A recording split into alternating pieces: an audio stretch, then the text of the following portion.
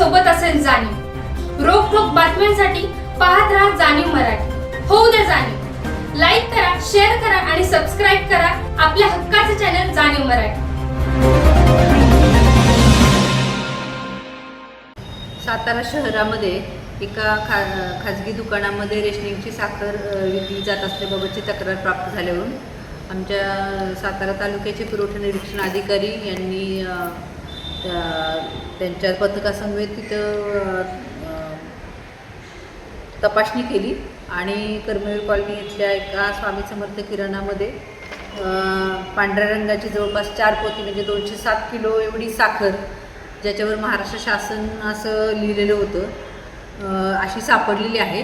त्यामुळे ही सर्व पोती जप्त केलेली आहे, जी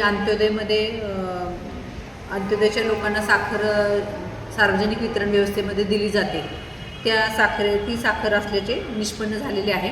त्याच्यामुळे ती पथकानं ती संपूर्ण साखर जप्त केलेली आहे आणि त्याच्यावर जो मुद्देमाल सापडलेला आहे त्याच्यावर जीवनावश्यक वस्तू अधिनियमांतर्गत कारवाई होईल आणि ज्यांच्याकडं हे सापडलेलं आहे त्या दुकानदाराविरुद्ध पुरवठा निरीक्षण अधिकाऱ्यांनी पोलीस ठाण्यामध्ये FIR नोंदवलेली आहे। त्याच्यामध्ये तपासानुसार योग्य ती कारवाई केली जाईल। म्हणजे साताऱ्यातले एका जिल्ह्याबाहेरून आलेली साखर त्यांच्याकडे चौकशी केली असता त्यांनी इथून कुठूनही मिळाले नाही, तर त्यांनी अकलूज सोलापूर जिल्ह्यातून आणल्याचे सांगितलेले आहे। आता पोलीस तपासामध्ये जे निष्पन्न होईल आणि जरी सातारा तालुक्यातील किंवा जिल्ह्यातील कोणी दुकानदार याच्यामध्ये जरी दोषी आढळला तरी त्यांच्यावर आमच्या सार्वजनिक वितरण व्यवस्थेच्या अंतर्गत जीवनावश्यक वस्तू अधिनियमांतर्गत योग्य ती कठोर कारवाई करण्यात येईल।